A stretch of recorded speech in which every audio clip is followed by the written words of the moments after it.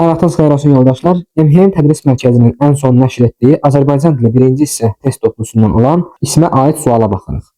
Hüseyn Arifin analar şeirindəndir. Odun istisindən aralanmamış, suyun soyuğundan keçir analar. Nümunənin təhlilinə aid olan fikirləri müəyyən edin.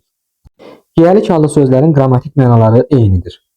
Baxın, burada iki yiyəlik hallı söz işlənir. Bax, biri budur, biri də budur. Və bu sözlər qrammatik mənasına görə isimdir. Əgər qrammatik mənalarını soruşursa, siz onun nitq hissəsinə görə mənsubluğunu nəzərə alın. Nitq hissəsi baxımından mənsubluğuna görə eynidir, yoxsa fərqlidir? Bunu müəyyən etmək lazımdır və müəyyən etdi ki, bu sözlər ikisi də isimdir, doğru fikirdir. Fərqləndirilən sözün nümunə daxilində ismin müxtəlif hallarında düşünmək olar. Bu sözdür. Fərqləndirilən bu sözü biz kontekst daxilində müəyyən etsək, görərik ki, buradakı bu söz od alov mənasını ifadə etmiş olur. Yəni biz bunu alov mənasında başa düşməliyik. Un şəkilçisi orada, yiyəlik hal şəkilçisi var, müəyyən yiyəlik halın şəkilçisidir.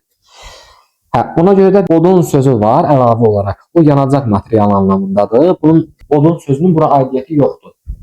Bizdən kontekst daxilində soruşur. Baxın, burada nişanladım, nümunə daxilində deyir. İsmi müxtəlif hallarında düşündüyünü xeyr, elə müəyyən yiyəlik halda olacaq.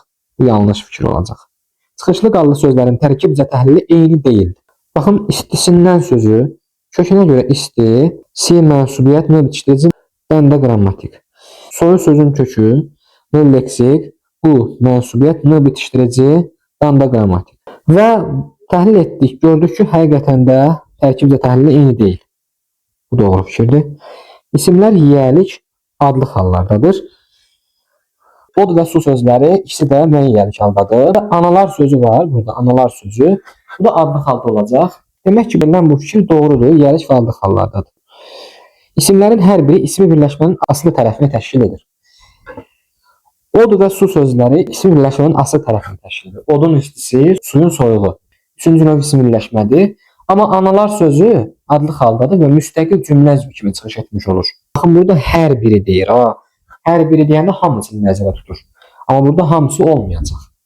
İkisinə aiddir o fikir. 2 və 5-i çıxanda cavab olur 1, 3, 4.